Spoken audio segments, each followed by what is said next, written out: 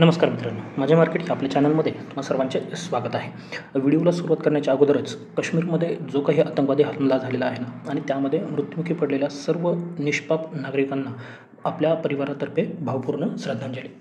सुरुवातीला आपण थोडं त्याविषयी चर्चा करू. खरं तर हा प्लॅटफॉर्म नाही आहे त्याविषयी चर्चा करण्याची, पण तरीही खूप सारे आतंकवादी हमले याच्या अगोदरही झालेले आहेत आणि कदाचित पुढेही होत राहतील. ते काही बंद होणारा भाग नाही आहे किंवा ते थोडंफार प्रमाणामध्ये चालू असेल. पण वर्स्ट केस अशी आहे की यामध्ये पहिल्यांदाच आपला धर्म विचारून हल्ला करण्यात आलेला आहे आणि ही सगळ्यात दुर्दैवी घटना आहे. म्हणजे यांना फक्त आणि फक्त हिंदूंना टार्गेट करायचं होतं आणि ते झालेलं आहे. आता हे तर नालायक आहेतच, हे निर्लज्ज आहेतच लोक, आणि त्यांनी केलं त्यांचं खूप मोठा गुन्हा आहे. परंतु त्याबरोबरच जे स्वतःला सेक्युलर म्हणून घेतात ना, म्हणजे ज्या पाठीमागच्या वेळेस कुठे पॅलेस्टाईनमध्ये त्या राफाला काय झालेलं होतं ना, त्यावेळेस सगळ्यांचे ट्विट येत होते किंवा त्यांचे कमेंट येत होते की ऑल आईज ऑन राफा वगैरे.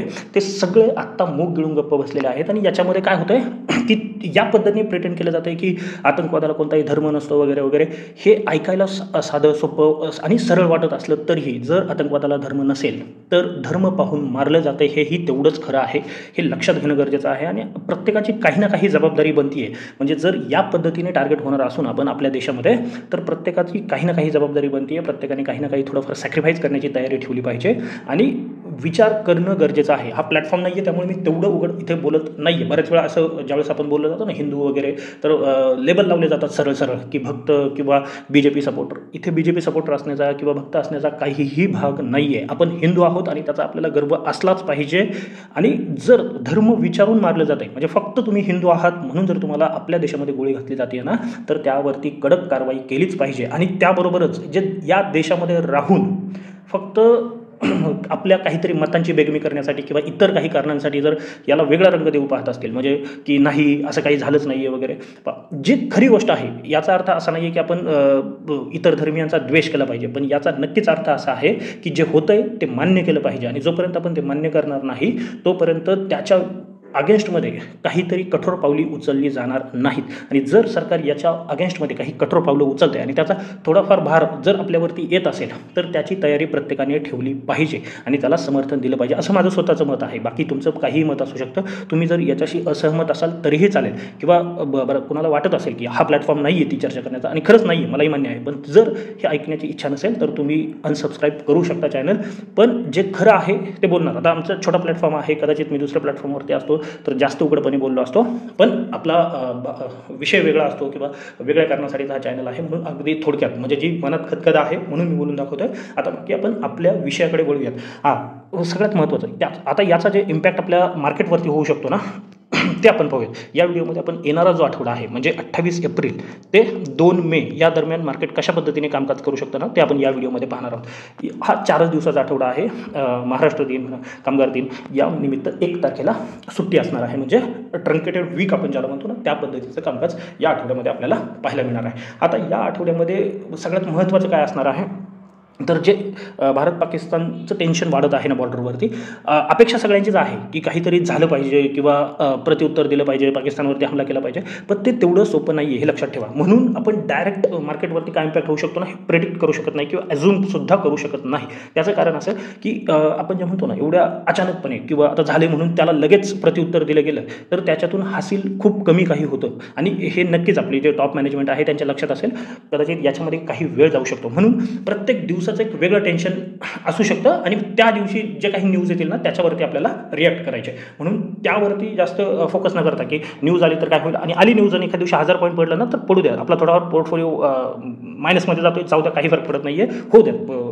काय होईल, 500-1000 कमी होतील, म्हणजे ज्या प्रमाणामध्ये आहे होऊ द्यात, काही फरक नाही, परंतु याला प्रत्युत्तर दिलं पाहिजे. आता तो भाग थोडा जर बाजूला ठेवला, आपण टेक्निकली पाहूयात की मार्केटमध्ये काय आहे. ग्लोबल मार्केट चांगले आहेत, काही वाईट नाही आहे. बाकी जे फॅक्टर आहेत जे आपल्या मार्केटवरती इम्पॅक्ट करतात ना तेही चांगले आहेत, तेही कुठे खराब नाही. डॉलर इंडेक्स कमी होतोय किंवा क्रूड ऑइलच्या प्राईसही आटोक्यात आहेत. बाकी सगळं योग्य आहे.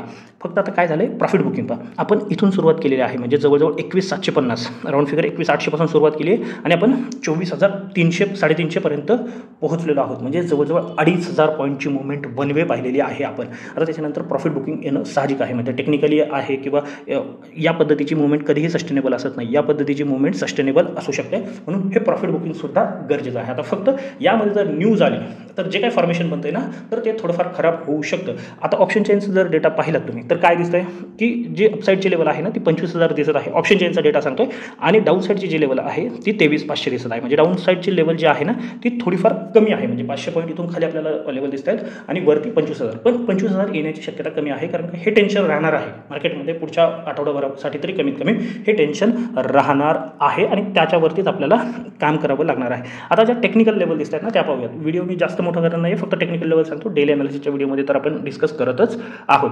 अगोदर डाऊन साईडच्या लेवल डिस्कस करूयात. आता आपण आहोत 24,040च्या आसपास बंद. आता सगळ्यात महत्त्वाचं काय आहे, 23,800 या लेवलवरती फोकस करायचा आहे. कोणती लेवल आहे तर 23,800. जोपर्यंत 23,800च्या वरती आहोत ना तोपर्यंत घाबरण्याचं काही कारण नाही. हां, जर 23,800च्या खाली आपण ट्रेड करायला सुरुवात करतोय, मग ते सोमवार असू द्यात किंवा मंगळवार असू द्यात, तर आपल्याला एक डाऊन साईडचं रिस्क ओपन होत आहे. ती रिस्क कुठपर्यंत आहे तर पहिली लेवल आहे 200 पॉईंट आहे, 23,550-600 ही जी लेवल आहे ना ती डाऊन साईडची पहिली लेवल ओपन होत आहे. पण त्यानंतर एक मोठा फॉलोअप सुद्धा आपण पाहू शकतो, जी लेवल फायनली येऊ शकते आपल्याला 23,150. आता डायरेक्ट 23,550 खाली 23,150 आहे का तर नाही. हां, मार्केटमध्ये सध्या मोठे फॉल होत आहे किंवा मोठी मुवमेंट होतीये, पण लगेच त्याच टार्गेटसाठी प्लॅन करायचं का तर नाही. मध्ये 320 ही सुद्धा एक महत्त्वाची लेवल आहे, 23,320. 10-20 पॉईंट तुम्ही प्लस मायनस करू शकता, कारण का आपण वीकली अनालिसिस करतोय. तर या लेवल आपल्याला डाऊन साईडला ओपन होताना पाहायला मिळत आहेत, हे आपण लक्षात घ्यायचं. अपसाईड कुठपर्यंत आहे, अपसाईड थोडं क्रिटिकल आहे, कारण का जर गेल्या 2-3 दिवसाचं कामकाज पाहिलं, मी डेली कॅन्डल लावतो म्हणजे तुम्हाला समजायला थोडं सोपं जाईल. तर हा जो एरिया आहे ना इथे कंटिन्युअस सेलिंग प्रेशर जनरेट होताना पाहायला मिळत होता आणि फायनली शुक्रवारी एक फॉल आपण पाहिलेला आहे. गेल्या 4-5 महिन्यांपूर्वी मी किंवा एक वर्षभराच्या आसपास असेल एक व्हिडिओ बनवला होता आणि मी त्यामध्ये क्लिअरली एक गोष्ट मेन्शन केलेली होती की त्यावेळेस निफ्टीची 600 पॉईंटची मुवमेंट झालेली होती.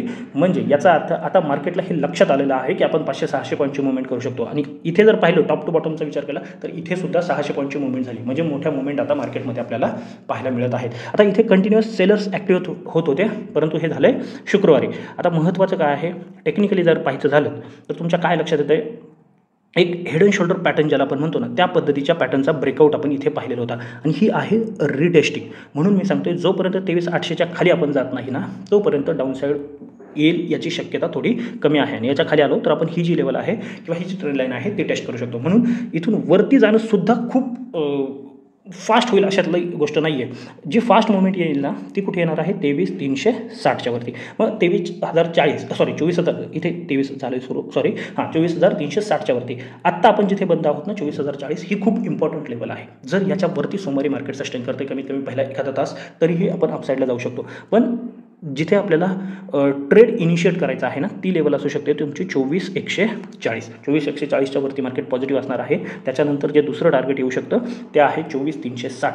जर 24,360 ब्रेक झालं तर एक शार्प अपमूव्हसुद्धा मार्केटमध्ये आपल्याला पाहायला मिळू शकतो. मग अगदीच मोठ्या टार्गेटसाठी प्लॅन करण्यापेक्षा त्यानंतर तुम्ही प्लॅन करू शकता 24,520 आणि 24,800 मध्ये 600ची लेवल आहे, परंतु राऊंड फिगर 24,800पर्यंतचा प्रवाससुद्धा आपण या आठवड्यामध्ये पाहू शकतो. 4 दिवसांचा आठवडा आहे. जर काही पॉझिटिव्ह न्यूज वगैरे आली तर अजून वरती जाईल, पण सध्या मार्केटमध्ये टेन्शन आहे म्हणून आपण याच लेवलवरती सगळ्यात जास्त फोकस करणार आहे, कारण का कदाचित याच्यामध्ये सुद्धा टाइमपास होऊ शकतो. जर काही खराब न्यूज जरी नाही आली तरी मार्केटमध्ये टेन्शन असल्यामुळे कदाचित इथे मार्केट फिरताना आपल्याला पाहायला मिळू शकतं. आता याच्यानंतर महत्त्वाचं काय, अजून एक गोष्ट सध्याला मार्केटमध्ये तुम्ही ऐकली असेल की सध्याला निफ्टीमध्ये गॅमा ट्रॅप होताना आपल्याला पाहायला मिळते. आता ही कन्सेप्ट किती जणांना माहिती आहे मला माहिती नाही, तुम्ही कमेंटमध्ये सांगा की तुम्हाला कोणाला ही कन्सेप्ट माहिती आहे. पण अगदी थोडक्यात सांगून ठेवतो, बाकी जर डिटेल माहिती असेल तर माहिती हवी असेल तर कमेंटमध्ये सांगा. गॅमा ट्रॅप म्हणजे काय होतं की ॲक्च्युअलमध्ये जे मोठे प्लेयर आहेत ना त्यांची पोझिशन आहे डाऊन साईडची. काय आहे पोझिशन डाऊन साईडची आहे, परंतु त्याला हेज करण्यासाठी त्यांनी काय केलेलं आहे निफ्टीचा फ्युचर किंवा फ्युचरमध्ये ते बाईंग करत आहेत आणि याचा परिणाम काय होतो की मार्केट सध्याला वरती जाताना पाहायला मिळते आणि मग त्यांचं अजून बाईंग वाढतंय, त्यांची हेजिंग पोझिशन अजून वाढत आहे आणि मग ज्या दिवशी हे सेलिंगला सुरुवात करतील ना तर मार्केटमध्ये एक मोठा फॉल येऊ शकतो. आणि त्यांचं जे हेजिंग आहे ना ते डेल्टा बेस असतं आणि डेल्टाची जी मुवमेंट आहे ती अवलंबून असते गॅमावरती, म्हणून याला गॅमा ट्रॅपिंग असं म्हटलं जातं. मी अगदी बरोबरचं सांगितलेलं आहे. ही जर पूर्ण कन्सेप्ट सांगायची म्हटलं तर व्हिडिओ मोठा होईल किंवा मग तुमचं कन्फ्युजन होईल. लेवल ही आहेत, गॅमा ट्रॅप कन्सेप्ट हे आहे आणि बाकीचं आहे, त्याच्यामुळे थोडं हे होईल. तर सध्याला या पद्धतीचं कामकाज मार्केटमध्ये होताना पाहायला मिळते. बऱ्याच जणांची अशी ही शंका आहे बा, हे अजून झालेलं नाही की असंच झालंय, परंतु ही शंका आहे बऱ्याच जणांना की सध्याला मार्केटमध्ये गॅमा ट्रॅप होताना पाहायला मिळत आहे आणि त्याचा परिणाम पाहायला मिळू शकतो जर मार्केटमध्ये एक शार्प फॉल येताना. पण त्याच्यासाठी लेवलवरती फोकस करा.